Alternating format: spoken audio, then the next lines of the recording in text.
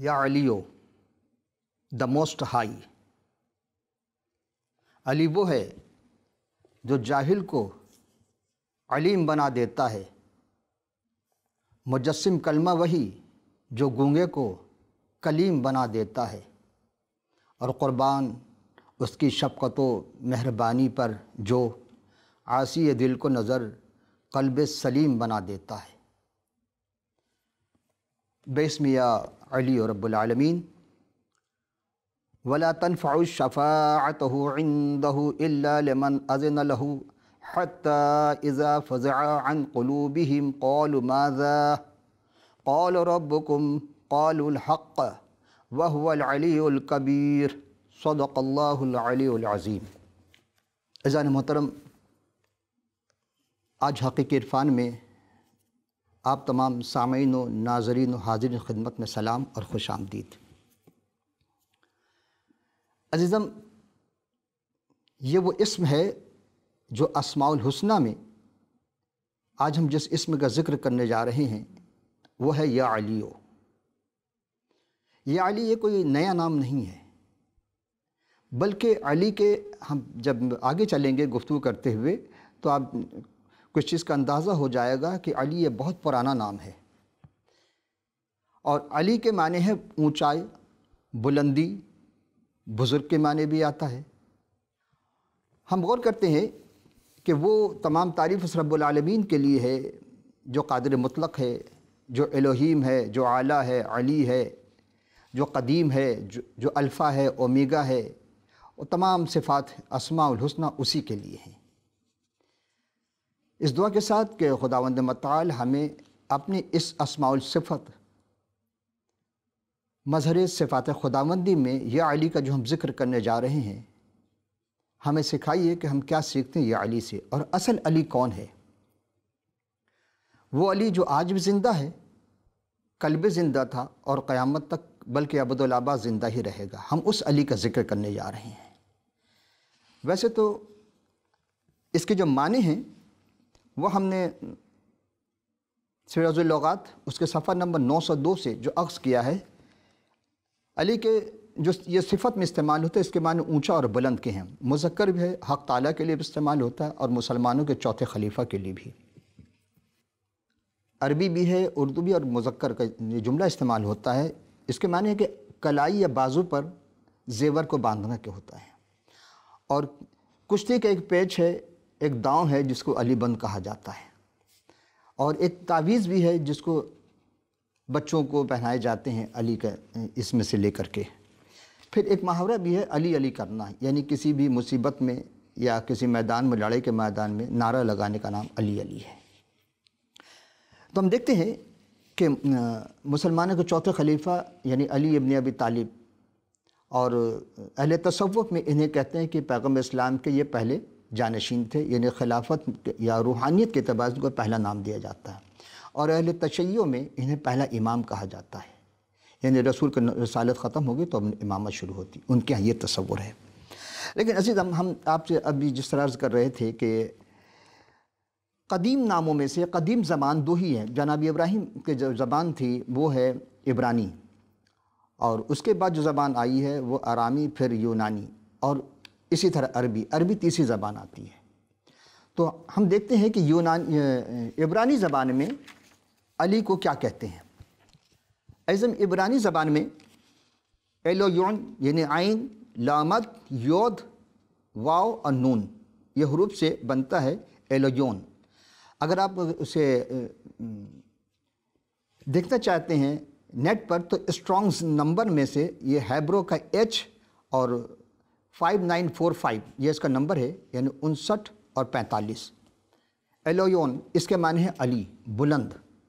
اسی طرح گریک یعنی یونانی میں جب ہم اس نام کو دیکھتے ہیں تو اسے ہوپسسٹوس کہا جاتا ہے۔ ہوپسسٹوس کے جو اسٹرانگ نمبر اس کا ہے یہ ہے 5310 5310۔ گریک میں جی لکھتے ہیں، اس کے بعد پھر نمبر ڈالتے ہیں تو آپ کو اس کا معنی مل جائے گا۔ اب آئیے کہ خدائے قدوس پر ہم جب غور کرتے ہیں تو وہ ازل سے ہے اور ابد تک رہے گا، یعنی سب چیز اسی کے ساتھ ہے۔ اور ہم جب غور کرتے ہیں، دراصل ہم اپنے باطنی حالت پر جب غور کرتے ہیں تو نسل انسانی کی تاریخ اس بات کو عیاں کر دے گی کہ ہر قوم کی حالت اس کے مذہب کے آئینہ دار ہوتے ہیں۔ یعنی کسی بھی قوم کی انسان کی روحانی حالت دیکھنی ہو تو اس امر پر تصدیق کرے گی کہ کوئی بھی مذہب اپنے تصور میں اپنے خدا کو سب سے اعلیٰ اور رفع مانتی ہے، کیونکہ انسان کی عبادت کی پاکیزگی یا پلیدگی اس کے قلبی اظہار یا وہ جو پرستار ہے جس دل سے اس کو مانتا ہے وہ کیا ہے۔ جس طرح ہم نے کہا کہ علی کے معنی بلند برتر بھی ہے، متعال کے لیے استعمال ہوتا، تعالیٰ کے لیے بھی اور اعلیٰ کے لیے بھی استعمال کرتے ہیں۔ عزیزم، ہم سب کا یہ ایمان ہے کہ یہ جو اسماء صفات میں علی ہم جب غور کرتے چلیں گے تو اس جیسا کوئی نہیں۔ کیا مطلب؟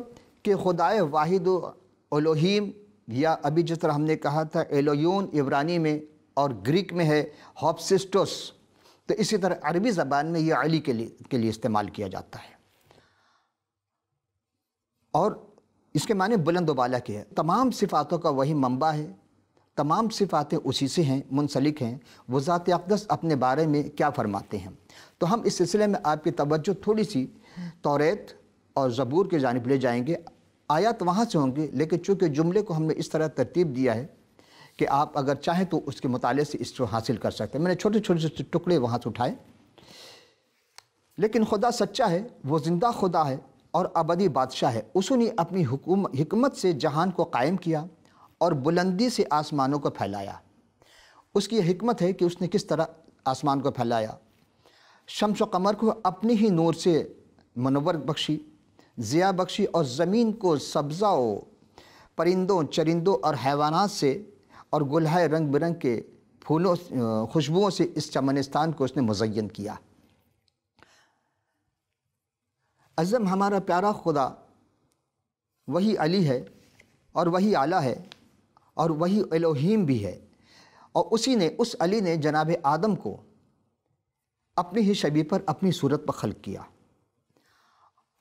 اور پھر خدا نے آدم کو عدن میں، یعنی یہ میں پیدائش سے پڑھ رہا ہوں، خدا نے آدم کو عدن میں رکھا تاکہ اس کی باغبانی اور نگہبانی کرے، اور پھر خدا نے دیکھا، یعنی اس علی و الوہیم نے جب دیکھا کہ آدم کا اکیلا رہنا اچھا نہیں، تو خدا نے اس پر نیند طاری کی اور اس کی بائیں پسلی سے اس کی ہمجنس یعنی کہ حوا کو خلق کیا، اور دونوں کو اس باغ عدن میں رکھا، اور ہر درخت کے پھل وہ کھاتے تھے، ایک ساتھ رہتے تھے لیکن شرماتے نہ تھے۔ پھر عزیزو، ایک دن ایسا ہوا کہ ابلیس جو سب سے بڑا دشمن ہے، اور سورہ یاسین میں اس کا ان شیطان لکم عدو مبین کہ شیطان کھلا دشمن ہے، تو ابلیس ایک دن حوا کے پاس آیا اور بڑی چکنی چپڑی باتوں سے ان کو پھسلایا اور پوچھا کہ یہ تم کیا درخت کے سارے پھل نہیں کھاتے؟ کیا خدا نے منع کیا ہے؟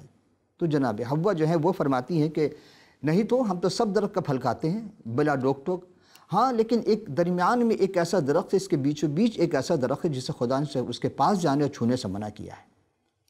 تو ابلیس نے اپنی وہ چکنی چپڑی باتوں سے انہیں بہلایا پھسلایا اور کہا کہ یہ تو بہت ہی اچھا پھل ہے، جس دن تم کھاؤ گے فرشتوں کے مانند ہو جاؤ گے، تمہیں ساری چیز کا پتہ چل جائے گا۔ اب اس کے بہکانے سے جناب حوا نے وہ پھل بھی کھایا اور جناب آدم کو بھی کھلا دیا۔ لیکن ٹھنڈے وقت میں جب خدا ملنے کے لیے آتا تھا تو آواز دی، اے آدم تو کہاں ہے؟ تو جناب آدم نے اپنے آپ کو اور جناب حوا نے پتوں میں چھپا لیا۔ تو جناب آدم ڈر گئے، کہا کہ پوچھا کہاں ہے تو جناب آدم نے کہا میں نے اپنے آپ کو پتوں میں چھپایا ہوا ہے۔ تو خدا وہ الوہیم، وہ علی، وہ جلال میں پوچھتا ہے کہ آدم پتوں میں کیوں چھپایا؟ کہا کہ میں ننگا ہوں۔ بس خدا وہ علی جو اعلیٰ تھا، وہ علیم ہے، وہ خبیر ہے، اس نے فوری کہا کہ کیا تو نے اس درخت کا پھل تو نہیں کھا لیا جس کے بابت ہم نے تجھے منع کیا تھا؟ آدم نے کہا کہ ہاں، یہ جو عورت تو نے میرے ساتھ کی اس نے مجھے کھلایا۔ حوا سے پوچھا، اس نے کہا مجھے ابلیس نے بہکایا، کہا کہ اب تم اس یہاں رہنے کے قابل نہیں ہو۔ آدم سے کہا کہ اب تو زمین پر کاشت کرے گا، زراعت کرے گا، وہاں کی وہ تو اپنی پسینے کی روٹی کھائے گا۔ حوا سے کہا چونکہ تو نے بھی حکم عدولی کی، یعنی تو نے وہ کام کیا جس کے بابت میں نے منع کیا تھا، تو اب تو درد ذہ کے ساتھ بچہ جنے گی اور تیری رغبت اپنے شوہر کی طالب ہوگی۔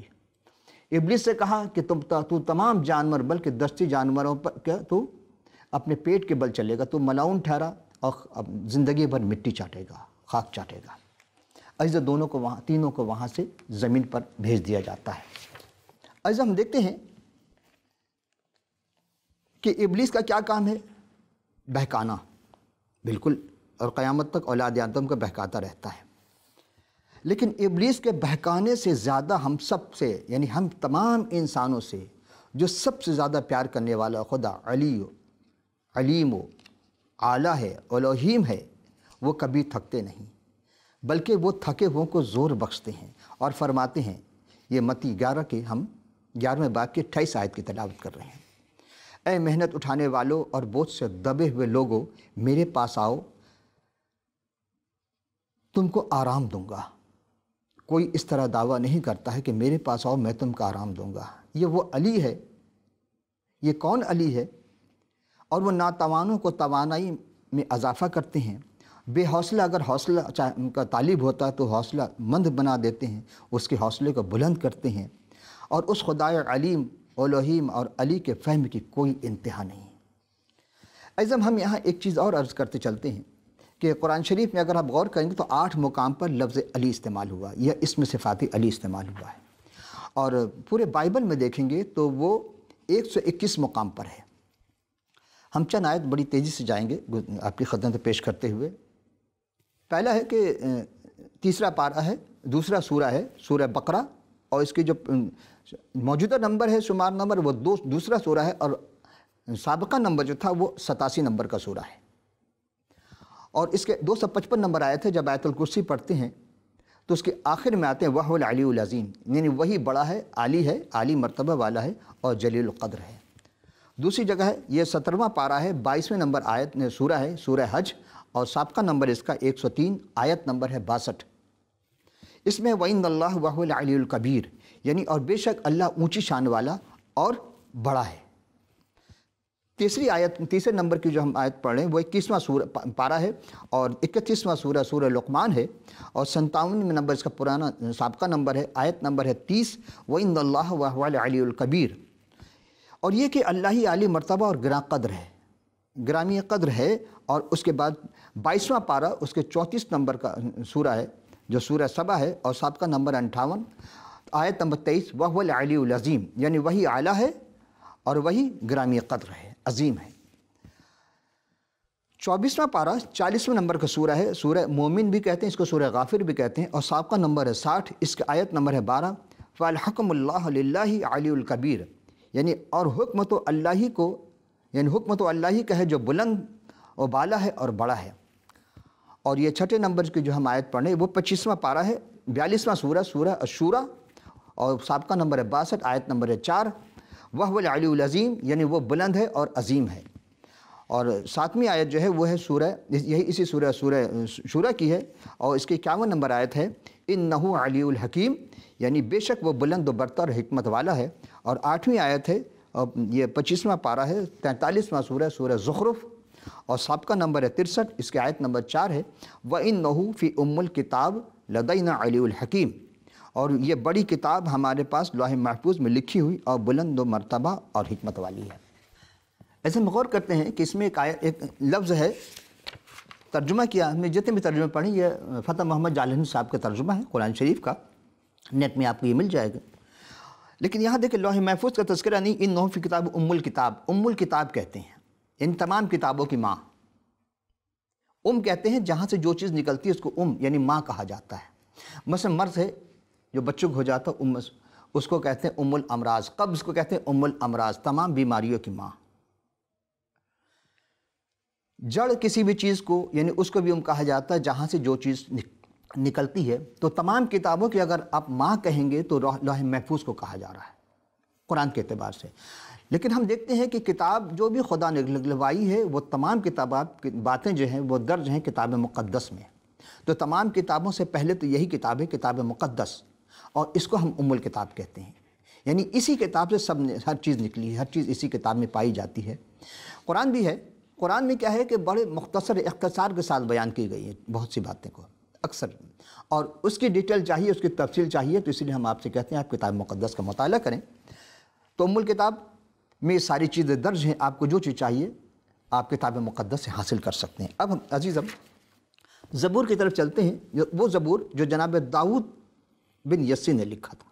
تو یہ زبور 57 کا میں 2 آیت کی تلاوت کر رہا ہوں۔ اے خداوند، میں لوگوں میں تیرا شکر کروں گا، میں امتیوں میں تیری مدح سرائی کروں گا، کیونکہ تیری شفقت آسمان کے اور تیری سچائی افلاک کے برابر بلند ہے۔ ان خدا جیسا کوئی بلند و بالا نہیں، اس کی ہر چیز بلند ہے جناب۔ پھر 47 نمبر جو باب ہے زبور شریف کی، اس کی 6 اور 9 آیت کی ہم تلاوت کرتے ہیں۔ مدح سرائی کرو، یعنی سب سے کہتے ہیں خدا کی مدح سرائی کرو، ہمارے بادشاہ کی مدح سرائی کرو، اس لیے کہ تمام بادشاہوں کا بادشاہ، شہنشاہ کو شہنشاہ، وہ علی علوم الہیم، وہ خدا ہی ذات کی ہے۔ پھر ہم دیکھتے ہیں اسی زبور کی آیت 92 نمبر کی آیت نمبر 8، لیکن اے خداوند عبدالآباد بلند ہے۔ یہاں خدا جو علی و اعلیٰ ہے، لیکن اس کا دشمن برباد ہے۔ خدا کو کوئی دشمن کبھی کامیاب نہیں ہو سکا، چونکہ خدا علی ہے، اعلیٰ ہے، بلند و بالا ہے۔ عزیزم ہم دیکھتے ہیں کہ زبی نویس کبھی سیلابوں کا تذکرہ کرتے ہیں کہ وہ شور مچاتا ہے، لیکن خدا جو ہے بحروں کی آواز سے، سمندر کے زبردست موجوں سے خداوند بلند اور باوقار ہے۔ ان خدا جیسا بلند اور وقار والا نہیں۔ یشوع ایک نبی گزرے، ان کے صحیفہ میں ہے 5ویں باب کی ہم 15 سے 13 2 آیت کی تلاوت کرتے ہیں۔ اور یشوع یرحو کے نزدیک تھا تو اس نے اپنی نگاہ اٹھائی، یعنی بلند کیا اونچائی پر، اور کیا دیکھا کہ اس کے مقابل ایک شخص ہاتھ میں ننگی تلوار لیے کھڑا ہے۔ اور یشوع نے اس کے پاس جا کر اس سے کہا، تو ہماری طرف سے ہے یا ہمارے دشمن کی طرف سے ہے؟ تو اس نے کہا، نہیں، میں اس وقت خدا کے لشکر کا سردار ہو کر آیا ہوں۔ اور یشوع کو وہ جو سردار ہو کر آیا جس کے ہاتھ میں ننگی تلوار ہے، بعض نے کہا فرشتہ ہے، نہیں، وہ خود علی اس وقت اس لباس میں آیا، چونکہ فرشتہ کبھی تلوار لے کے کوئی نہیں آیا۔ اور اس نے کہا، تو یہاں اپنے جوتے اتار، چونکہ مقدس مقام ہے۔ جب اس دیکھا تو وہ یشوع نے سجدہ کیا۔ فرشتہ کو کوئی سجدہ کرے گا، فرشتہ اسے روک دے گا، لیکن یہاں یشوع نے جب اس سجدہ کو اس نے روکا نہیں، بلکہ اسے سجدہ کرنے دیا۔ یعنی وہ تمام فرشتوں کا سردار کون ہو سکتا ہے؟ ہم جب علوم اسلامی پڑھتے تھے تو اس میں کہا گیا کہ تمام فرشتوں کا سردار جبرائیل ہے، لیکن جبرائیل کبھی تلوار لے کر آیا، جبرائیل کو کسی نے سجدہ نہیں کیا۔ یہ وہی علی ہے جو فرشتے کے لباس میں آیا ہے۔ اور پھر ہم دیکھتے ہیں کہ یہ علی کون ہے اور کیسے ہم اس علی کا دیکھتے ہیں۔ تو اس میں ہم 2 کرنتھیوں پولس رسول لکھتے ہیں کہ کیا یہ مجھ سے خطا ہوئی کہ میں خدا کی خوشخبری مفت پہنچا کر اپنے آپ کو پست کیا، یا تاکہ تم بلند ہو جاؤ؟ یعنی تم اس مقام پر چلے جاؤ جس مقام پر تمہیں ہونا چاہیے تھا۔ ہم خدا کے پیغام کو تمہیں جو منادی کرتے ہیں، خوشخبری دیتے ہیں، ہم نے اپنے آپ کو پست کیا۔ اور افسیوں پہلے باب کی 21ویں آیت، افسیوں پہلے باب کی 21ویں آیت میں ہے، اور ہر طرح کی حکومت اور اختیار اور قدرت اور ریاست اور ہر ایک نام سے بلند کیا، جو نہ صرف اس جہان میں بلکہ آنے والے جہان میں بھی لیا جائے گا۔ یعنی کہ وہ علی جو اس جہان میں بلند ہے اور آنے والے جہان میں بلند ہوگا۔ عزم یہاں کہ زمین پر جتنی بھی مخلوق ہیں یا لوگ ہیں، وہ کتنے ہی مقام پہ چلے، اعلیٰ اور فا نہیں ہو سکتے، لیکن جناب مسیح جب آئے، یا ہم تھوڑی سی تفصیل چاہیں گے آپ سے، تھوڑی سی تفصیل کے لیے ہم کہ چند آیت اشارہ کر، جناب مسیح ہر حکمران اور ہر اختیار والے سے بلند و بالا ہیں، خواہ وہ انسان ہو خواہ فرشتہ ہو، اور ہمیشہ تک جناب مسیح ہی علی و اعلیٰ و عرفہ ہیں، افضل ہیں، ہی رہیں گے۔ آسمانی مقاموں میں فرشتوں کے مختلف مقام ہوتے ہیں، مختلف درجات ہوتے ہیں۔ جس طرح ہمارے زمین پر کچھ نیک ہیں، اچھے اور نیک ہیں، تو فرشتے میں بھی کچھ اچھے اور نیک ہیں، اور کچھ برے ہیں، شریر ہیں، کچھ کافر ہیں۔ لیکن آپ دیکھیں، اختیار کچھ بھی ہو، ان کے پاس وہ سب سے بلند و بالا اختیار جناب مسیح کے پاس ہے۔ مثال دو آپ کو، جس طرح ہم زمین پر ہمارے یہاں صدر ہوتے ہیں، وزیر اعظم ہوتے ہیں، پھر صوبائی سطح پر ہوتے ہیں، وزیر ہوتے ہیں، دوسرے لوگ ہوتے ہیں، میئر ہوتے ہیں، اور اسی طرح تھانے دار وغیرہ نمبردار ہوتے ہیں۔